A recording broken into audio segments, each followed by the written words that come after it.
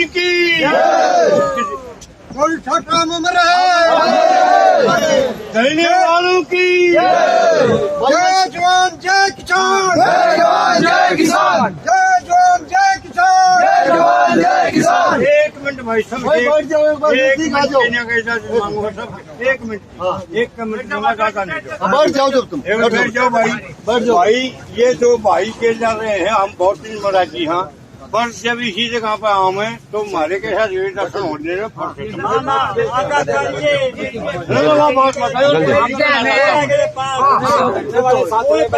है ना पूरा सब ये बात कही और कुछ नहीं।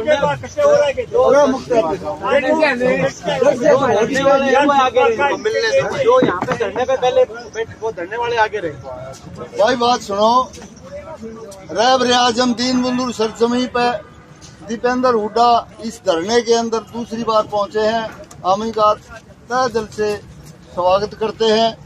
एमपी साहब 21 महीना 3 दिन हो गया जिस धरने एक बार दोबारा लाइव पर इनका प्रचार तो हो गया, बेचारे बैठे हैं। एक बार जब शुरू हो जाए तब बता दें। लाइव करना, लाइव ये लाइव करना जरूरी है क्योंकि इनका धरने का कम से कम खबर तो जाए। एमपी साहब यहाँ पर 21 महीने आज 3 दिन से ये धरना है। जिस दिन धरना शुरू हुआ तो एमएसपी और अग्निवीर के खिलाफ हुआ था, जो बढ़ता बढ़ता आज इतना रूप ले गया। और इसमें जब महिला पहलवानों के साथ एक चुने हुए प्रतिनिधि जो हिंदुस्तान की बड़ी संसद का एमपी था और मंत्री था, उसने दुर्व्यवहार किया, उसको मुद्दा भी जोड़ दिया। और ये धीरे चलते चलते ये इतने दिन से काट गया। हमने अपने साथियों से मिलकर इसको चलाया है अब तक। और फिर बाद में ये पेंडिंग भर्ती थे, ये लड़के दिल्ली में धरना दे रहे थे, वहां से इनको इतना टाइम परमिशन नहीं मिली। फिर किसी ने बता दिया अब वही वहां धरना है सामले छोटराम की सरजमी पे, तो ये हमारे साथ आगे 2 महीने के होगा। हम या कमेटी है पूरी, इनको ये खाना पीना जितना भी खर्चा हुआ इनका निर्वाह करी है। तो ये काफी लड़के हैं जो ये आते रहते जाते रहते। कुछ लड़के आज कोर्ट में भी गए हैं। जो खुर्शीद आलम अहमद है वो इनका वकील है, आज कोर्ट में इनका सुप्रीम कोर्ट में केस भी दायर हो जाएगा। तो हम ये चाह रहे हैं अब कि कांग्रेस के एस्टो में इनका 1 नंबर पर मुद्दा हो अग्निवीर और ये पेंडिंग भर्ती का। एमपी साहब जब ये अग्निवीर शुरू की तो उस समय उससे पहले 2004 में वाजपेयी सरकार में तो क्या कर दिया, परसेंटेज के हिसाब से गृह मंत्री अपना उस टाइम मुलायम सिंह यादव थे, उसने परसेंटेज के हिसाब से नफरी भर्ती करवा दी। नहीं पहले जो भी कहीं का था कोई भी भर्ती होता है, उस समय हरियाणा का 10वां आदमी फौज के अंदर हरियाणा का होता था। उसके बाद हमारी नफरी कम होगी। फिर अब आते आते अब इन अग्निवीर कर दी तो हमारे हरियाणा के जमा आगे 946 ही आदमी, 946 में 2/3 ट्रेनिंग करने के बाद 4 साल के बाद उल्टे आ जाएंगे। तुम्हारे तो 300 का आदमी बच गए। तो देश में हिंदुस्तान की फौज में हरियाणा का आदमी होता था और बहुत ही लड़ाकू कौम थी और मर मिटते थे देश के लिए। 2/3 है कि 3/4 है? 3/4 1/4 बचेंगे। हाँ 1/4 बचेंगे। तो अब हमारे इतने आदमी बचेंगे, वो भी 4 साल के लिए। उसमें भी अफसर चाहेंगे उनको रखेंगे, बाकी लड़ने वाले आदमी को नहीं रखेंगे। तो हमारी ये रिक्वेस्ट है कि सब ये मुद्दे हैं आप अपनी पूरी कॉन्फ्रेंस में भी लो। और दूसरा आपने हमने देखा था आपकी कॉन्फ्रेंस में आपने और उसने अपने जो राहुल साहब ने भी, खड़के साहब ने भी लेटर लिखा है, सचिन पायलट और आपने तो कॉन्फ्रेंस भी की है, बड़े जोर शोर पर मुद्दा उठाया है। और खड़गे साहब ने राष्ट्रपति को लेटर लिखा है, अब इसको समाधान करा दिया। 1.5 लाख बच्चे दर की ठोकरें खा रहे हैं। ये बिल्कुल टेस्ट हो चुके हैं बहुत बच्चों के तो, लेकिन वो बुला नहीं गया। अब मैं आपको मुबारक भी देता हूँ कि हिंदुस्तान दोनों सभाओं में आपका 3रा नंबर आया है। उसके लिए हम अपने धरने की तरफ से आपका शुक्रिया। दूसरा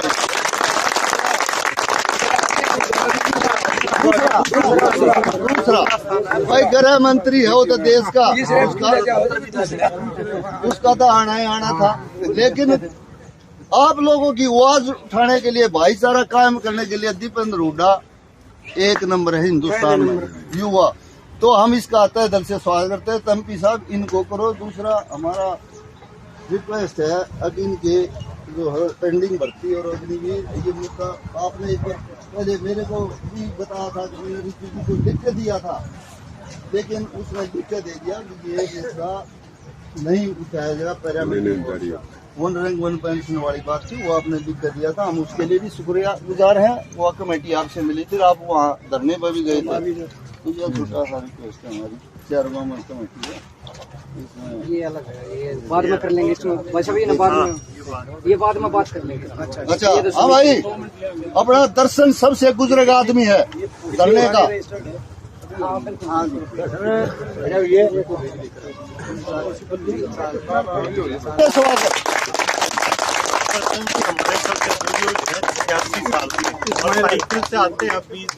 और बुजुर्ग हैं और बड़ी मदद करते हैं। रामफल देसवाल है जी, एक मिनट भाई, रामफल देसवाल है, ये बुजुर्ग है, बड़े क्रांतिकारी है, मांगे राम है। डॉक्टर बलवान सिंह जागरण, आराम से लो ना, मैं पहचानता सबको शक्ल से, लेकिन आप थोड़ा सा आराम से। बलवान सिंह, ये तो हो गया मेरा। 2013 में मेरा लड़का गुजरा ठीक है, और उनके हम इस क्रांतिकारी में लगे हुए हैं। ठीक है। डॉक्टर बलवान सिंह जागलान जी पानीपत से, ये शुरू से ले आखिर तक यही दिन रात रहते हैं। मांगे राम गढ़ी सांपला से, हवासिन गढ़ी सांपला से, जयवीर है, सुल्ताना से, भूप सिंह है, मंजीत मास्टर है, प्रहलाद है गढ़ी सांपला से, विजेंद्र जज्जर से, सूरा पानीपत से, रोहतास गढ़ी सांपला से, ईश्वर सिंह पंडित जी है अपने कुलताने से है, और जितने भी ये साथी हैं, प्रदीप है, ये यूनिवर्सिटी रिटायर्ड है, अपने राठी साहब हैं, और जितने भी और बापड़ोदा से, और जितने भी साथी हैं यहाँ मदद करते हैं, सब तरह की मदद करते रहते हैं। तो आप यहाँ धरने में आए इन बच्चों के लिए। हाँ भाई रमन, हमें अपनी बात रख। शादाबाद और जंतर मंतर काला अंडी से भी ये है, काला अंडी से, उड़ीसा से, आसाम से,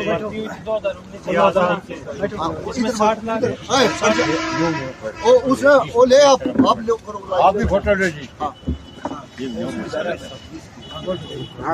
हम 2019 से 2021 तक आर्मी एयरफोर्स की भर्ती देखी गई थी, जिसमें हम 60 लाख बच्चों में से 1.5 लाख बच्चे सिलेक्ट होते हैं। उनकी सारी प्रक्रिया पूरी कर दी गई थी, जो एक डिफेंस सेक्टर में जाने के लिए मिलिट्री की रिक्वायरमेंट होती है। Medical, physical, return, joining letter बचता था। हमें आश्वासन दिया गया कि अभी कोरोना काल चल रहा है, आपके जल्द से जल्द ज्वाइनिंग करवा दी जाएगी। फिर 2 साल तक हमें अंधेरे में रखा गया। फिर 31 मई 2022 तक के लिए तो हमारा नोटिफिकेशन आउट होता रहा, अगले महीने में ज्वाइनिंग होगी। 15 दिन के बाद अग्निपथ लेके आते हैं, फिर बोलते हैं जो पुरानी भर्ती प्रक्रिया थी वो निरस्त कर दी गई। जब हमने अपना काम पूरा करके दे रखा है तो हम सरकार से यही पूछते हैं, आज तक तो हमने रिक्वेस्ट की थी, अब खुली चुनौती देके पूछते हैं, आप हमारी ज्वाइनिंग दोगे या नहीं। और अब हम दीपेंद्र सर से भी एक रिक्वेस्ट करते हैं कि हमारी आवाज उठाएं। आप कहाँ से हो रमन? मैं हरियाणा भिवानी से। मगर पूरे हरियाणा, पूरे देश के, पूरे देश के कहते हैं जो है ना, पूरे देश के यहाँ पे है। ये भी मैं एक बात आप लोगों के माध्यम से, क्योंकि ये जो अपना वो चल रहा है लाइव, तो मैं वो बताना चाहता हूँ कि ये पूरे देश के यहाँ पे है, और कोई केवल ये कोई हरियाणा का भी इशू नहीं, ये पूरे देश का इशू है। और अपना सभी धरने स्थल पे उपस्थित पिता तुल्य मेरे बुजुर्ग नौजवान साथी, मातृशक्ति, आज ये 21 महीने 21 महीने 3 दिन हो गए इस धरने का। आप अंदाजा लगा सकते हो कि देशवासी अंदाजा लगाएं कि कितनी क्रूर सरकार है। ये 1.5-2 लाख बच्चों की भर्ती हो चुकी थी, इनको केवल ज्वाइन कराना था, और उसके बाद सरकार लेके आ गई अग्निपथ योजना, इनकी भर्ती को निरस्त कर दिया। इनका क्या कसूर था? और ये अग्निपथ की योजना क्यों लाई? हम सरकार से पूछना चाहते, किसकी मांग थी? ये किसी पार्टी के घोषणा पत्र में नहीं था, ना तो बीजेपी के घोषणा पत्र में था, ना किसी और पार्टी की घोषणा पत्र में था कि भाई फौज की भर्ती कच्ची करेंगे। ना इसकी मांग देश का कोई नौजवान उठा रहा था, ना देश का विपक्ष उठा रहा था, ना कोई वर्ग उठा रहा था। जैसे अब किसान अपने एमएसपी की मांग कर रहे हैं, ऐसी कोई वर्ग ऐसा नहीं था जो ये कह रहा था कच्ची भर्ती करो। ना फौज इसकी मांग उठा रही थी। अभी जो आर्मी चीफ जनरल नरवणे जो आए, उन्होंने स्टेटमेंट दी कि भाई हमें जब ये फैसला आया तो ये इससे बड़ा आश्चर्यचकित करने वाला कोई फैसला नहीं हो सकता। ना हमारे देश की फौज में कोई कमी थी, क्योंकि बाकी तो सरकारों में कोई कमियां रही होंगी पिछले आजादी के बाद से आज के इतिहास में, मगर फौज में कोई कमी नहीं निकाल सकता था। चाहे वो 71 का युद्ध हो जब पाकिस्तान के 2 टुकड़े हुए, चाहे वो कारगिल का युद्ध हो जब भले भाजपा की सरकार थी, लेकिन कारगिल का युद्ध, हमारे देश की फौज ने उस समय पाकिस्तान का शीश झुकाने का काम किया। सरकारें किसी की भी रही हो, 71 में इंदिरा जी की रही हो या जो है कारगिल के समय वाजपेयी जी की रही हो, देश की फौज ने कभी देश के झंडे को, तिरंगे को नीचे नहीं होने दिया। तो ना देश की फौज में कोई कमी, ना देश की फौज मान रही है। आप देश की जो सरकार है वो क्यों ऐसे क्रूर फैसले ले रही है, क्यों तानाशाही के फैसले ले रही है, हमारी समझ के बाहर की बात है। हमने मांग करी है कि भाई ये दोनों मांगे आपकी जायज़ है, हमने इस मांग को उठाया है। कांग्रेस के घोषणा पत्र में तो हम रखेंगे ही, पहली कलम से पक्की भर्ती देश में लागू होगी और ये 1.5 लाख 2 लाख बच्चों को ज्वाइनिंग दिलवाने का हम काम करेंगे देश के अंदर। सरकार में हम करेंगे। और प्रदेश कांग्रेस में भी, प्रदेश में भी अगर सरकार बनती है तो भी जो अपने बच्चे हैं इसमें जो सिलेक्टेड है उनको हम राहत देने का काम, प्रदेश में कुछ ना कुछ राहत दिलवाने का काम हम करेंगे। और बाकी प्रदेश भी करें, क्योंकि अगर तो मैं समझता हूँ कि बाकी प्रदेशों में भी और देश में भी ये लड़ाई लड़नी पड़ेगी। जो मैं इन सारे बच्चों को जो देश के कोने कोने से आए हैं, कोई बिहार से है, कोई असम से है, कोई झारखंड से है, कोई उड़ीसा से भी है, कोई साउथ से भी, मैं सबसे कहना चाहता हूँ, जिस जो है यहाँ पे महान व्यक्तित्व की परछाई में धरना चल रहा है, रहबरे आजम सर छोटू राम, उन्होंने एक शब्द कहे थे, आज उन शब्दों को याद हम कर रहे हैं। उन्होंने कहा था कि तेरी बर्बादी के चर्चे लिखे हैं आसमानों में, नहीं समझेगा तो मिट जाएगा, दास्तां भी नहीं बचेगी दास्तान में। आज ये जय जवान जय किसान का हमारा प्रदेश और देश होता था, आज इन्होंने ना जय जवान छोड़ा ना जय किसान छोड़ा, पहचान बदलने पे लगे। और ये हमारा, मैं समझता हूँ कि जो छोटू राम कह के गए थे कि भाई नहीं समझेगा तो मिट जाएगा, दास्तां भी नहीं पाएगी दास्तानों में।